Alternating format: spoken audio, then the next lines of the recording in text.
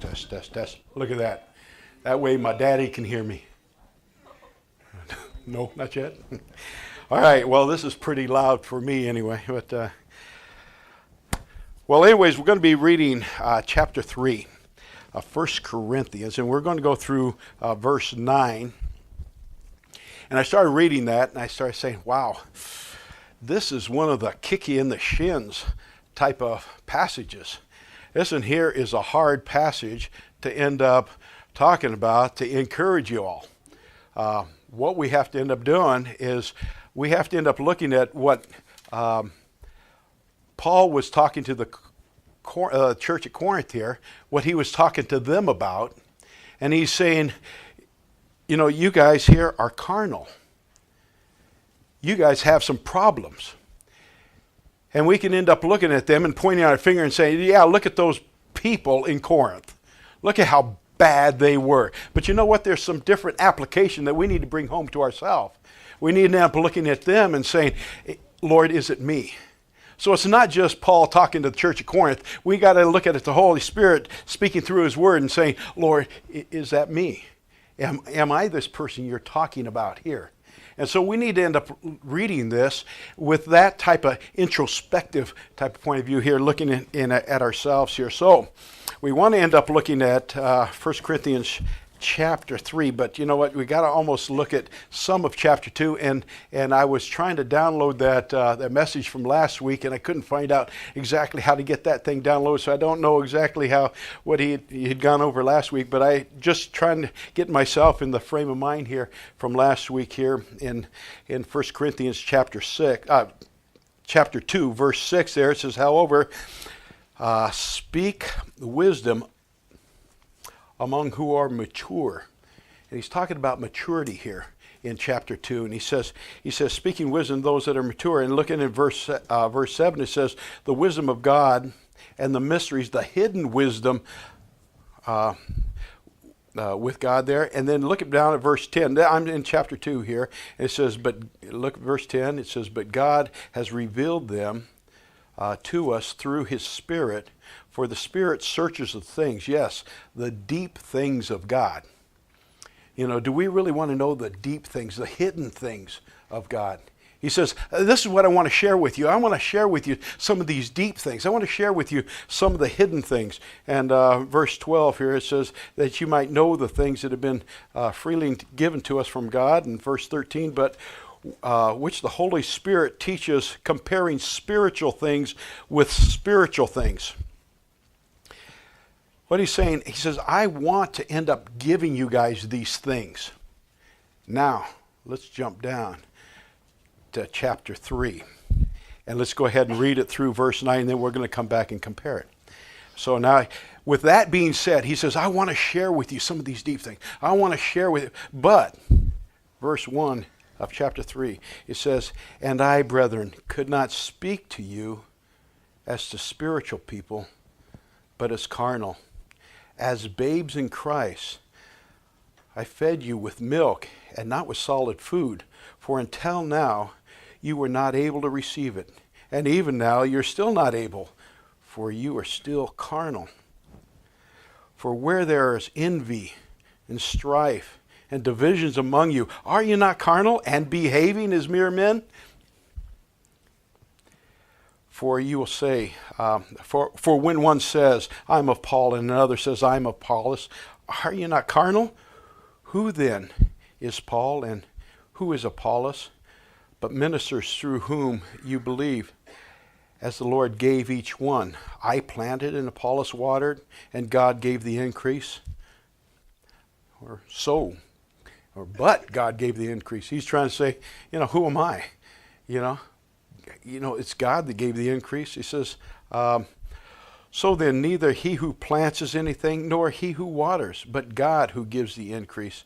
Now he who plants and he who waters are one, and each one will receive his own reward according to his labor. For we are God's fellow workers. You are God's field. You are God's building. Now, when he's talking about the field in the building. He says, the analogy about the farmers, and he's going to turn the chapter and he's going to start talking about the construction or the building. And so he's going to change the direction he's going at this particular point. And I believe that's where the portion was stopped at that point. And so we're just going to go 1 through 9. And we're going to see if we can end up seeing what the Lord has to say to us. He's saying, don't you guys get it? You know what? Your maturity isn't to the point that I can end up talking to you about some of the deep things.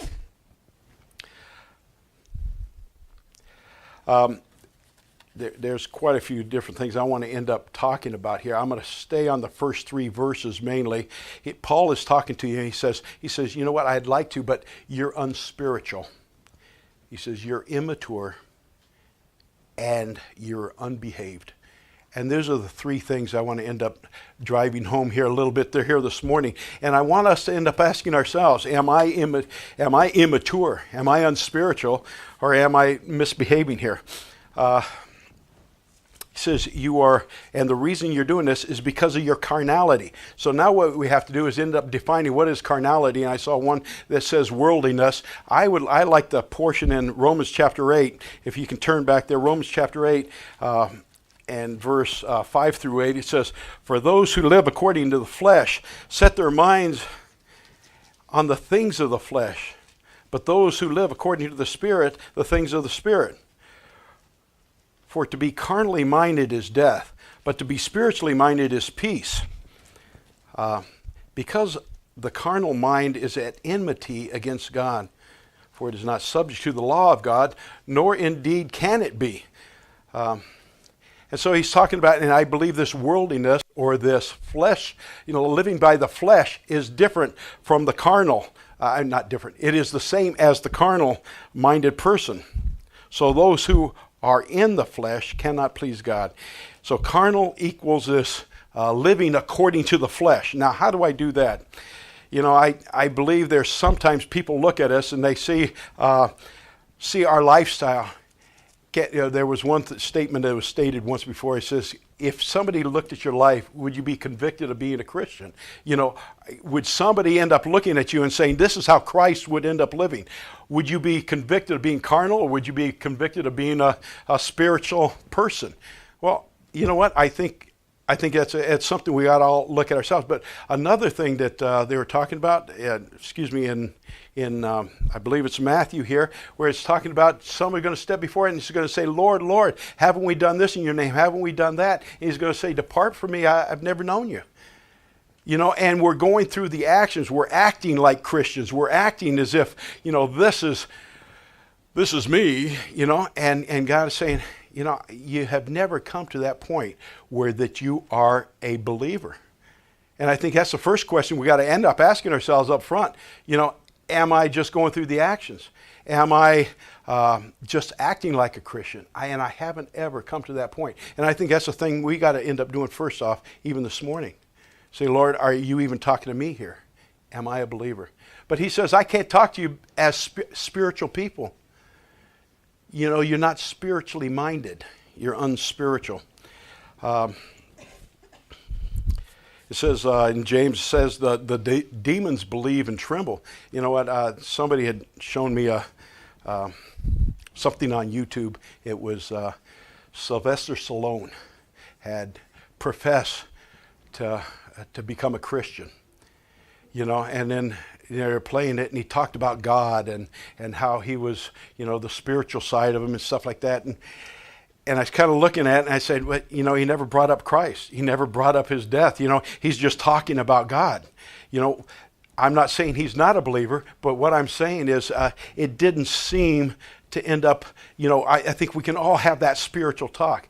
Who was telling me the other day Justin Bieber was a believer. But what we got to do, we got to say, let's look at the fruit of the life. Let's look at the end result. Can I end up saying that this is what I am? I have to end up saying, what is the fruit? What is it? What does your life look like? You're acting as an unbeliever. Can somebody convict you of being spiritual? The second part here, He says, you're acting immature. Well, I guess it'd pick up at the end of 1, but verse 2 here says, as babes in Christ, I fed you with milk and not solid food.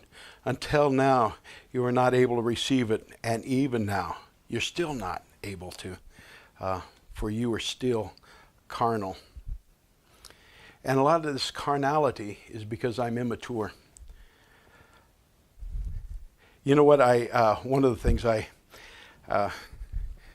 like to say I like the song, but it's a kind of a clicky little song that you end up hearing over the TV or the radio, whatever. And I talk to people, I say, you know what, he's a Toys R Us Christian. Now, what do I mean by a Toys R Us Christian? You know, I don't know if you guys ever listen to that little jingle that Toys R Us has. It says, I don't want to grow up. I'm a Toys R Us kid. And something about there's a million toys at Toys R Us that I can play with. It says from bikes to trains to video games. You know, the biggest toy store there is, but I like the last line. It says, I don't want to grow up, because if I did, I couldn't be a Toys R Us kid. You know, why don't I want to grow up? I'm immature, but you know what? I really don't want to grow up. And the reason why I don't want to grow up is because if I grow up, there is responsibilities that I'm going to have to take. I'm going to have to act like a Christian, you know? And I don't know if I want to grow up yet. And my immaturity is because I enjoy that carnal life. And the reason why I'm not growing up is because I'm so involved in that, and I really enjoy it. There's a couple other reasons, but I think, I don't know if you guys have seen that bumper sticker. It says something about the adult toys. The only difference between men and boys are the cost of their toys, or something along that line. You know what? I think there's a lot of us that don't want to grow up. We want to end up continuing to play. And I don't know if you fall in that category, but you know what? There was a lot of times I end up looking at myself, even possibly even now. You know, I'll end up saying, I really, why should I be here on Sundays whenever, you know, I could be out there doing this or doing that? You know, I really don't want to go out, because then now I have that responsibility and I have to be there. You know what? I would rather be immature, have somebody feed me. One of the portions that, and I talk about with some of our summer staff, talking about defining moments in our spiritual journey. And one of the defining moments in my, whenever I started, made a determination I needed to grow up, was a portion that came out of Hebrews, in the very last couple verses of Hebrews chapter 5. And he's talking about this this growing up and needing milk here again. But we're going to look at Hebrews chapter 5, verse 11. We're going to read down a little bit here. It says, from whom we have much to say and hard to explain, since you have become dull of hearing. Now, what does that mean? Does that mean your hearing's going bad? It means you're hearing but not understanding. I remember as a kid sitting in this main auditorium over here, and I'd have a boring speaker like Papa John come up here, and he starts talking, and I would look up, and I would start counting the bolts in the ceiling. How many people have done that in the other auditorium? All right. I know you've been there, right? And some of you are just kind of looking around and saying, well, look at that light. Look at how that there's a crack in that lens. And, you know, and as I'm talking, you look spiritual because you're kind of looking up, look like you're contemplating, but your mind is somewhere else. You're hearing it, but you're not absorbing it. The Spirit of God's not talking to you. I become dull of hearing. I've heard it before. Why should I listen? You know, and I think my maturity level, I become dull of hearing. Let's read on here. It says, by this time you ought to be teachers, you need someone to teach you again the first principles, the oracles of God, and have come to need milk and not solid food. He says, by this time, John, you ought to be a teacher. And maybe some of you can end up taking that and put your name there. You ought to be teachers. But you're sitting here waiting for somebody to feed you once again. Why haven't I grown up? Why have I stunted myself? I need to be doing this. And I remember one of the big turnarounds in my life was, and I might have shared it with you before, was Mike Bradley. I don't know if you remember Mike Bradley coming through, but I played football in high school, and Mike Bradley was the captain of the football team, the captain of the baseball team. He was just one of those jocks who were around the campus, and he was just, but he accepted Christ. And all of a sudden, he carried this, it was like day and night, but he carried this great big family Bible that was, a great big white thing. It wouldn't fit in his locker, but he would carry it from class to class. I accepted Christ. And he's carrying this big Bible. In my mind, I said, that'll wear off. He's not going to be able to keep up this image. But he did. He kept going on, And myself, I grew up in the church, and I knew all these verses, and I had these verses memorized, and I can end up answering. I could argue with about anybody and win an argument. But there was something different with him than was with me. I was playing church, but it was real with him. There was something that took place inside of him, and I said, God, I want that. I want that passion. I want to be able to stand up and tell people. Hang on. I got to turn around once in a while like that, take a deep breath when I go on. Otherwise I get all emotional. But I want that. I want that passion. I want to be different. I want to be able to people to look at me and say, that guy is not the same guy that was here before. Can people say that about you? Or are you that certain? Do you look like the world in our music, in the way we dress? Do we look like the world in what our conversation, what we say, what we do, the entertainment we participate in? Can people look at us and say, you're different. You are more mature spiritually than you were last week. I had to end up coming to a point, and I say, I got to get mature here. Let's read on here. It says, for everyone who partakes of milk only is unskilled. He's unexperienced in the word of righteousness, for he is a babe. But solid food belongs to those who are full of age, that is, those who by reason of having their senses exercised to discern both good and evil. There's some exercising that's going to have to take place. Myself, I ended up, and I think I shared with you once before, I know I have shared with some of the staff, I ended up telling myself at that point, I said, I got to exercise. I've got to end up developing my abilities. So what I ended up doing, I said, I've got to end up starting lifting weights. And I remember the coach says, well, if you're going to play ball, you're going to have to bench press your own weight. You're going to have to be able to run the mile in this amount of time. You're going to have to be able to do this. And he set these standards. So I went in there when nobody was around, and I picked up the barbells, and I said, okay, let's see if I can lift that. And at the time I weighed 235, and I put 235 pounds on it.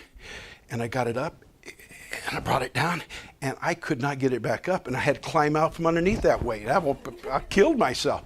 I said, man, I will never be able to get that up. But what I have to end up doing, I have to say, I've got to use this weight here. I'm going to put 5 pounds on this side and 5 pounds on that side, and I'm going to get the rhythm. And I'm going to start pushing 5 pounds at a time. I didn't let anybody see me do that.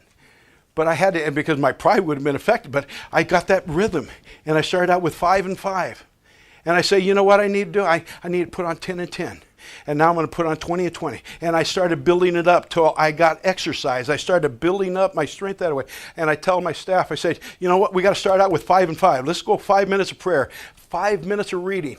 Let's have God talk to us for 5 minutes. And I'm going to talk to him for 5 minutes. And let's start exercising. Start developing that muscle. So I am going to mature. So I'm going to grow up. So I'm going to be able to end up standing up to some of these things later. We have to end up taking some of those steps in our life, and we have to discipline ourselves to be able to grow up. You're immature. Dull of hearing. I was going to get into the parable of the sower. I'm throwing things out right and left here. This next one here, verse 3, it says, For Where there is envy and strife and division among you, are you not carnal, behaving like mere men? You're unbehaved. You're behaving like mere men. Wait, he's implying that we are more than just mere men. Who am I? Am I something more than a mere man? Do I have some power inside of me that is, above and beyond what I'm acting like? You're behaving immaturely. You're behaving unspiritually. He says there's fights and divisions among you. Well, you know what? I can't get along with my wife, my husband. I can't get along with my kids. My kids can't get along with me. There's fights. There's tension. Why? Because we're behaving like mere men. We are carnal. We're living out of the flesh, the power of the flesh. Who am I? Am I more than a mere man? Did you know that you are a child of the King of Kings and Lord of Lords? Wow. Jeremy, this is Prince Jeremy. This is Princess Jennifer. And what he's saying here, he says, you are this. Act like it. Behave like a prince. Behave like a princess. You are an ambassador of Christ. You're representing Christ. When people see you, they see what Christ is like. Is that what they see? Act like an ambassador. Behave like an ambassador. Did you know that you have been given gifts and abilities that is better than anybody else's gift and ability within this building? Did you know that? God says, I'm going to give you a gift to be able to be able to perform it amongst this body to help one another grow up. If you're not performing it, who are you hurting?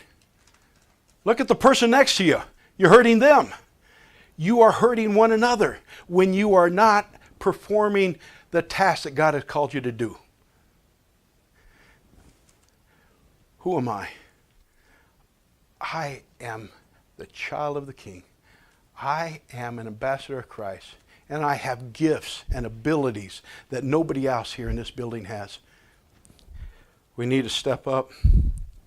You know what? A piano is a dynamite tool, a dynamite instrument that can make some beautiful music, but it is a terrific paperweight also. You know what? That piano can probably hold down papers better than most anything else in this room. But you know what? When it's not being used for what it was created to be used for, it is almost useless. We need to end up saying, God, what is my purpose in life?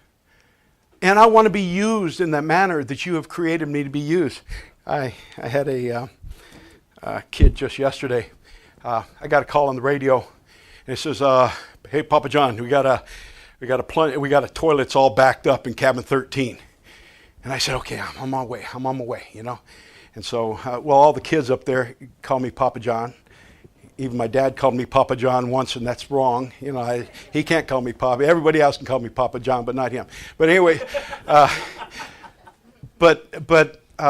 anyways, they call me out there, and I'm the old grandpa type thing. Goes out there and takes care of things. Anyway, so I happened to go into this room here, and this kid, and we have this group from Voyager Bible Chapel, Bible Church that came up there, and they're at the camp even today. They're checking out about now. But this little kid comes up to me. He says, "Hey, Papa John, what you doing?" I said, "I'm plunging the toilet." "Hey, your toilet's broken? I'm going to fix your toilet." He goes, "Oh, what's that in your hand?" I said, "Well, this is a valve, you know, this valve." And I started talking to him. I said, "Now this valve, whenever this valve goes down, it turns on the water. When it fills up the tank, it shuts the water off." And he goes, "Oh, wow, cool." You know, so he watches me put this thing together, and he got it fixed.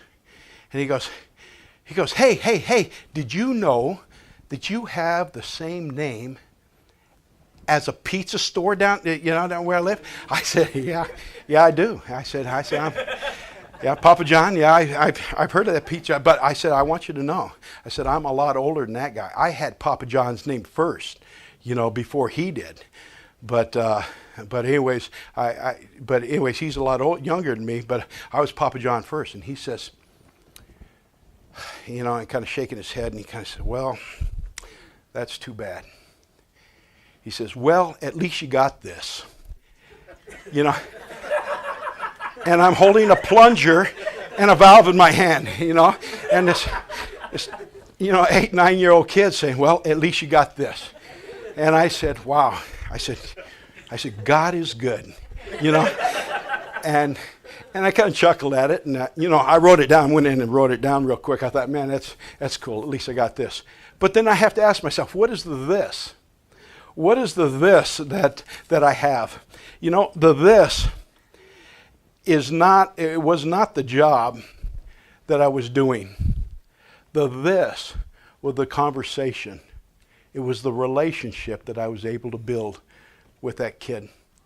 It was the this is the ability to end up sharing Christ with somebody else. And there's a lot of times that what we're doing is not as important as why we're doing it. What we're going through right now in our life is not as important as why we're going through it. God has you exactly where you're at today to be able to end up saying, I'm here for a purpose. I'm in my position for a purpose to be able to fulfill what God has put in my plate for a task. You know what? I'll tell you what. I can't be more blessed than what I'm doing right now. And truthfully, you guys cannot be more blessed than where God has called you to right now. Whether it is in the middle of a storm, or whether it is in the middle of victories. God has placed you where you're at. We need to grow up, just like Paul was talking about here. You need to grow up. You need to act, you need to behave like the position, the purpose that he has called you to behave in. You know what, I was going to end up having Bill play that video one more time just before we're done, but let's go ahead and play it, and then we'll call it an afternoon here.